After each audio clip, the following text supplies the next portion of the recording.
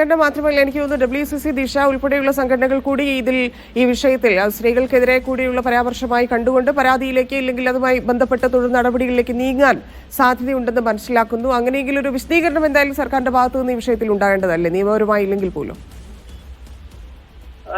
ഈ നിയമോപദേശത്തിന്റെ അടിസ്ഥാനത്തിലുള്ള ഒരു വിഷയം തന്നെയായിരിക്കും സ്വാഭാവികമായും സർക്കാർ നൽകാനാണ് പ്രതീക്ഷിക്കുന്നത്. കാരണം അദ്ദേഹം പറഞ്ഞത് തെറ്റായി പോയി, പക്ഷെ അത് സമൂഹത്തിനുള്ളിൽ SC/ST വിഭാഗക്കാർക്കുള്ളിൽ മോശം പ്രതിച്ഛായ ഉണ്ടാക്കുന്ന രീതിയിലുള്ള, അല്ലെങ്കിൽ ഡയറക്ട്ലി പറയുന്നില്ല എന്നുള്ള ഒരു കാര്യം തന്നെയായിരുന്നു സർക്കാരിന്റെ ഭാഗത്തുനിന്ന് ഉണ്ടാവുക.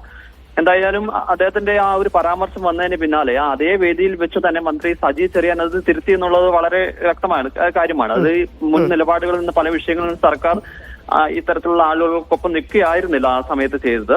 അതേ വേദിയിൽ വെച്ച് തന്നെ അതിന്റെ കൃത്യമായ എന്തെല്ലാം മാനദണ്ഡ പ്രകാരമാണ് ഇത്തരത്തിൽ ഇത് ലഭിക്കുന്നത്, അല്ലെങ്കിൽ ഈ തുക നൽകുന്ന ഉൾപ്പെടെയുള്ള കാര്യങ്ങൾ വളരെ വ്യക്തമായി തന്നെ സജി ചെറിയാൻ മറുപടി പറയുകയുണ്ടായി.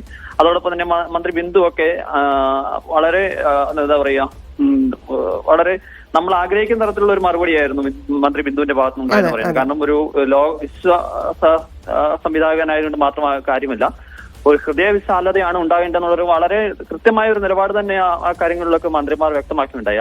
ആകെ മന്ത്രി VS വാസവൻ മാത്രമാണ് അത്തരത്തിലൊരു ന്യായീകരണ നിലപാടുമായി വന്നത്. അതിനെ പൂർണ്ണമായും തള്ളുന്ന നിലപാടാണ് സർക്കാരും അതോടൊപ്പം തന്നെ CPM സംസ്ഥാന സെക്രട്ടറി ഒക്കെ സ്വീകരിച്ചെന്നുള്ളത്. എന്തായാലും അത്തരം നിലപാടുകൾ ഉണ്ടാകാൻ പാടില്ല, അത്ര ചിന്താഗതി ഉണ്ടാകാൻ പാടില്ല. സമൂഹം മുന്നോട്ടാണ് പോകേണ്ടത്, അത്തരത്തിലാണ് ചിന്തിക്കേണ്ടത്. എല്ലാവരെയും ഒപ്പം നിർത്തി മുന്നോട്ട് പോകുന്ന ഒരു സമീപനമായിരിക്കണം ഉണ്ടാകുന്ന നിലപാടാണ് ഇക്കാര്യത്തിൽ സർക്കാരിനെ പ്രതിനിധീകരിക്കുന്ന ആളുകൾക്കുള്ളതും CPM-നെ പ്രതിനിധീകരിക്കുന്ന ആളുകൾക്കും. അപ്പോൾ അത്തരത്തിലാണ് ഇതിലുണ്ടായിരിക്കുന്നത്.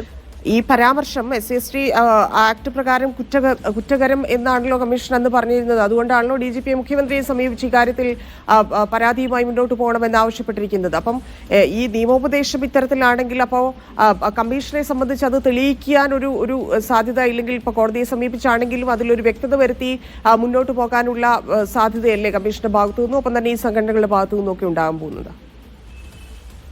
ഈ പരാതി ലഭിച്ചതിന്റെ അടിസ്ഥാനത്തിൽ ഒരു പ്രാഥമിക നടപടി എന്ന നിലയിലാണ് ഇത്തരത്തിലുള്ള റിപ്പോർട്ട് കമ്മീഷൻ ആവശ്യപ്പെട്ടിരിക്കുന്നത്. കമ്മീഷൻ അതിന്റെ ഒരു ഫൈൻഡിങ്സിലോട്ടൊന്നും എത്തിയിട്ടില്ല. കമ്മീഷൻ അത് ആ പരാമർശം വിശദമായി പരിശോധിക്കുന്നതിന്റെ ഭാഗമായാണ് അത്തരം പരാമർശം നടത്തിയിട്ടുണ്ടോ, അത്തരത്തിലുള്ള അങ്ങനെയാണെങ്കിൽ അതെന്താണ്, അത് കൃത്യമായി പരിശോധിക്കാന്നുള്ളത് സംബന്ധിച്ച് കമ്മീഷനോട് റിപ്പോർട്ട് തേടിയിരിക്കുന്നത്.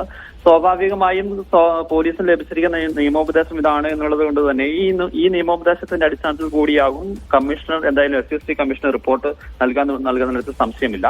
അങ്ങനെയാണ് എന്നുണ്ടെങ്കിൽ കമ്മീഷൻ സ്വാഭാവികമായും ഈ പ്രസംഗം പരിശോധിക്കുക, ഈ റിപ്പോർട്ട് പരിശോധിക്കുക, അതിനുശേഷമായിരിക്കും കമ്മീഷൻ നടപടികളിലേക്ക് പോകുക. നമുക്ക് ഇപ്പോൾ കമ്മീഷൻ എന്ത് തരത്തിലുള്ള നിലപാടാണ് എടുക്കുക എന്നുള്ളത് നമുക്കിപ്പോൾ പറയാൻ സാധിക്കത്തില്ല. എന്തായാലും പോലീസ് പറയുന്ന പോലെ ആയിരിക്കില്ല കമ്മീഷന്റെ ഭാഗത്തു നിന്നുള്ള നിലപാട് എന്ന് നമുക്ക് പറയാം. കാരണം സ്വാഭാവികമായും SC/ST കമ്മീഷൻ അക്കാര്യത്തിൽ അവരുടെ പ്രസംഗം കൃത്യമായി പരിശോധിക്കും. അതിനുശേഷം ആ കമ്മീഷൻ നിലപാട് അത് മറ്റു രീതിയിലായിരിക്കാം അവർ അതിനെ ഈ പരാതിയെ സമീപിക്കുക എന്ന് മാത്രമേ ഈ ഘട്ടത്തിൽ നമുക്ക് പറയാൻ സാധിക്കുകയുള്ളൂ. എന്തായാലും അധികം വിവാദങ്ങളിലേക്ക് പോകേണ്ടതില്ല എന്ന നിലപാടാണ് സർക്കാരിനുമുള്ളത്, അതോടൊപ്പം തന്നെ പാർട്ടിക്കുമുള്ളത്, CPM-നൊക്കെ ഉള്ളത്. അതുകൊണ്ടാണ് അദ്ദേഹത്തിന്റെ പരാമർശത്തെ തള്ളുകയും എന്നാൽ അധികം വിവാദങ്ങളിലേക്ക് കടക്കേണ്ടെന്ന നിലപാടിലേക്ക് നീങ്ങുകയും ചെയ്യുന്നത്.